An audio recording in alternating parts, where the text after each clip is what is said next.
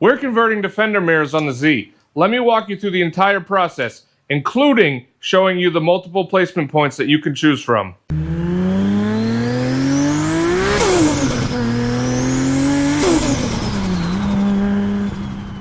What's going on, guys? Brian back at Block Garage, and like I mentioned, today we are mounting fender mirrors on the Z. So this thing came with door mirrors when I originally got it. I have already filled those in. They were mounted right here. We obviously had some holes drilled, gotten rid of those already. So today we're going to be focusing on mounting the fender mirrors on our fenders. And I'm going to show you exactly where you should be mounting them. There's a couple different options, and we'll get to that in a minute. So I picked these mirrors up off of eBay. These are not the cheap $30, $50 mirrors that generally have the couple holes in the stock. These are nice reproduction mirrors that, as far as I can tell, are incredibly similar, if not exact, to the OEM mirrors that you could get in Japan. So these aren't plastic. These are nice. These are metal construction. They have the spring mount on the bottom so that if somebody were to press on it when it's mounted on the car, it'll flex. They seem really good quality, so I'm happy with those. They were about 200 bucks shipped, and seem to be well worth the money.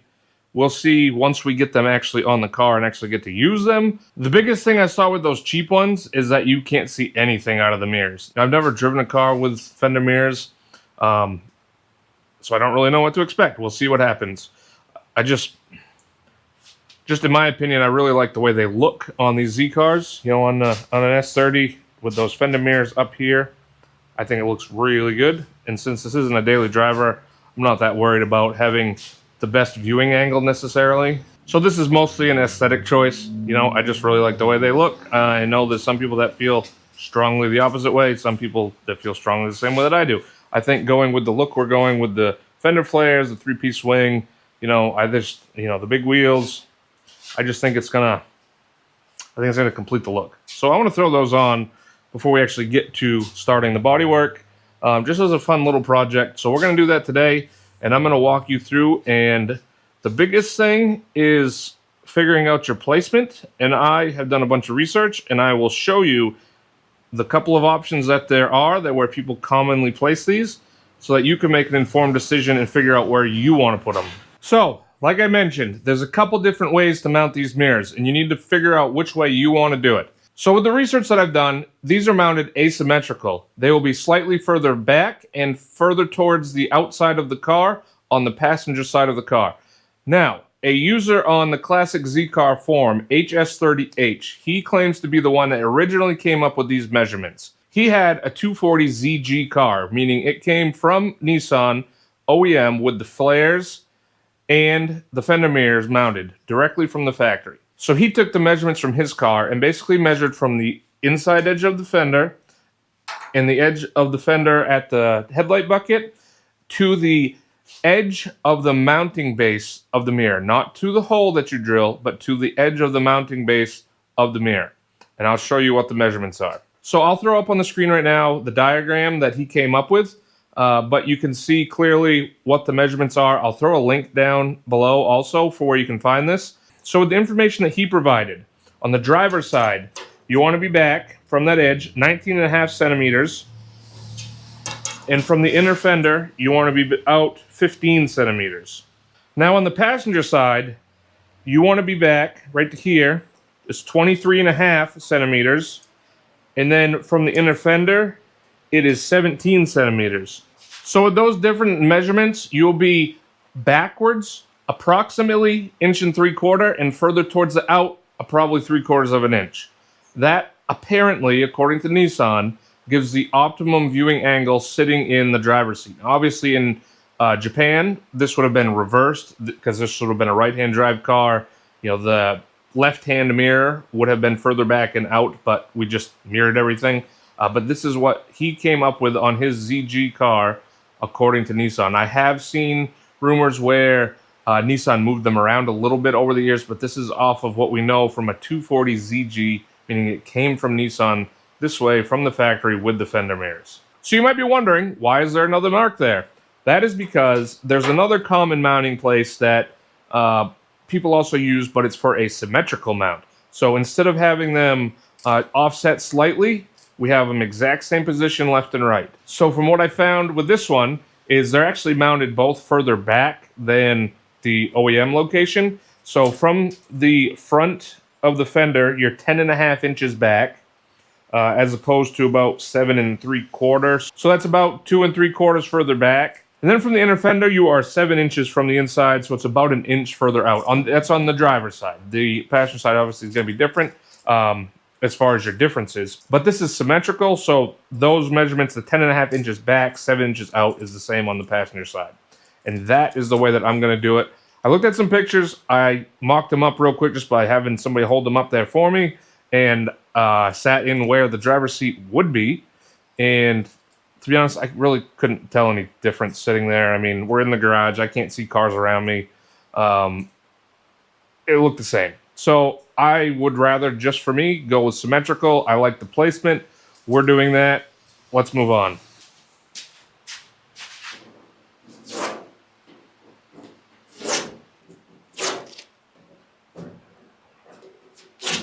We don't need those anymore. So we're going to pop these apart real quick because we obviously can't mount them like that. As you can see, guys, it's got a spring in there so that when this is mounted on here, it can pivot if somebody bumps into it. But what we need right now is this base piece so we can drill our holes right here. So our base piece is going to go on here just like that. And I want to make sure, basically flipped over of this right here. I want to make sure we don't get this, crooked like that. So I'm going to make some marks at the center line of this. So I got my calipers here. This is approximately 1.3 inches across. So that puts us at 0.65, right? 0.65 in the middle. Right about there. So we're going to put a mark right there.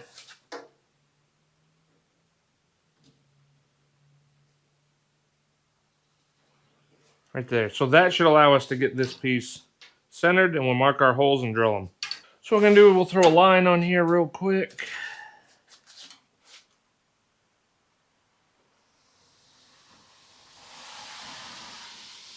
Now we're going to get the locations of our holes, so I'm going to use my calipers again to measure from the front to, and it's going to be a little tough, to approximately the center of those holes.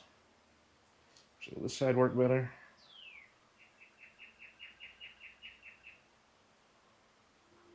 Eyeball it. I mean, it doesn't have to be perfect. That's almost exactly 0.4. And then to the middle of the bigger hole, we've got, I can't do it that way. I mean, it's not going to be perfect. We've got about, it's pretty close to 1.4. So it's about an inch difference then between the center of the two holes. All right, now that we got those, let's center punch our holes, just so we get those holes drilled as close as we can.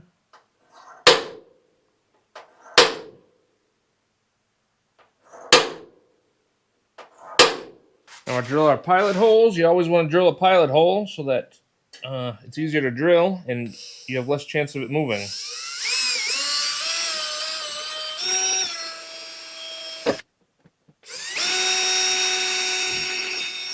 We're going to drill the front one. That's the smaller one at 3/16. It might be a little tight. I might have to make it bigger after. And we'll use my step bit for the back.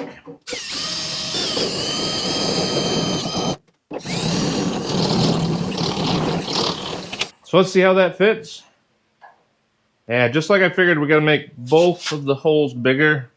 We'll go one size up. That's kind of what I figured. Much better to start small and work our way up. So let me get those opened up a little bit. All right, just had to go just a little bit bigger. Let's see. Oh yeah, fits perfectly now. Perfect. So let's go assemble our mirrors back together and we'll try them on the car. Well, I am an idiot. I looked at this thing multiple times and I swear I had it oriented the right direction, but of course I had it backwards. So this pinhole, I don't know what I was doing. I put this at the front, it's supposed to go at the back, but that's not a big deal. Let me show you. So I mounted this obviously this way with it in front. That would put the mirror backwards. So it needs to go like this. We need a hole back here. Now, if you did this even on a finished fender, your car's ready to go. It's all been painted. You're adding these on. even if you did this mistake, it's not a big deal because you flip this around and that hole is going to be covered. So at some point I will fill that back in with some weld. I'll just touch it up real quick, grind it flat. We'll be fine. Obviously pay more attention than I do because that is going to slightly, and it looks like, you know, maybe not even a quarter of an inch, move that ahead, which is not a big deal at all. Nobody will ever know besides us. But yeah, let me fix my mistake. Let's put this hole back here, and then we'll mount these on. There we go. Re-drilled our hole. Fits the right way this time. Let's mount it up. So, should be pretty easy to assemble. We'll throw the base on there. Our mirror goes down, obviously, this way. Make sure you get the right mirror. We don't want the other mirror on because it's got to lean towards the outside of the car. And now, I don't know why this matters. It doesn't look like it does at all. But they have an L and an R on these holes. And when I took them apart the first time, the left-hand mirror, that little locating dowel, stud, whatever, to keep it from spinning, on the left side was in the L hole and the right side was in the R hole. So I'm going to put it back that way, but I don't have any idea why it matters because it looks perfectly symmetrical. But we'll do it anyway.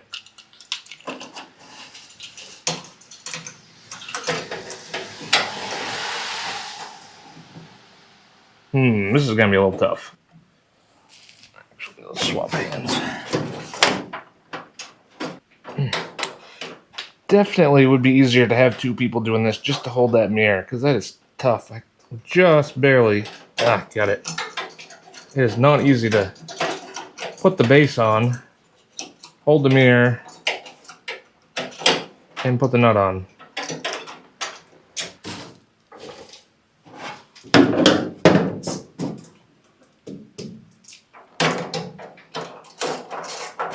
No idea how tight we want to do that.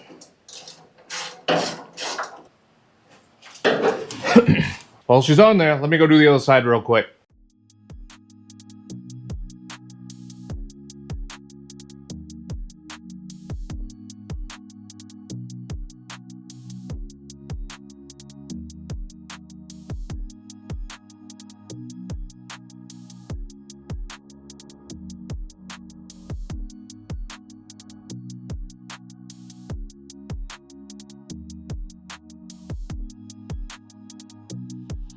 Well, what do you guys think? I think they look great. Just exactly what I was going for.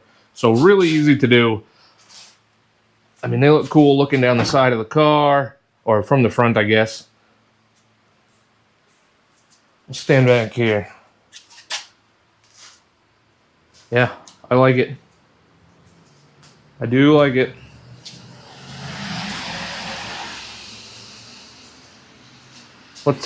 Let's check it out from the inside. I did adjust them a little bit to see if I could get them somewhat close. It's hard to tell in here. If you look, we're looking somewhat from this angle, right? This is about where I'd probably be sitting. Obviously, I don't have a seat in here, so I'm just guessing, but it should be somewhere around here. So you can see out the driver's side mirror, somewhat at the back. You can see the back wall back there.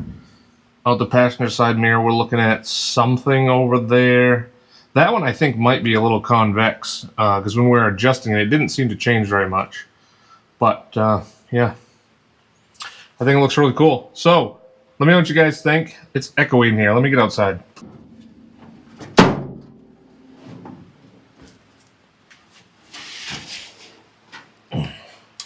Yeah, that's better. So let me know what you guys think. Really easy project. If you're going to do this to your Z, I wouldn't really be worried about it. Even if you completely mess up drilling the holes like I did, still will be fine. So, yeah. That is the full installation. Obviously, I can't actually try them out on the road right now to see how they work.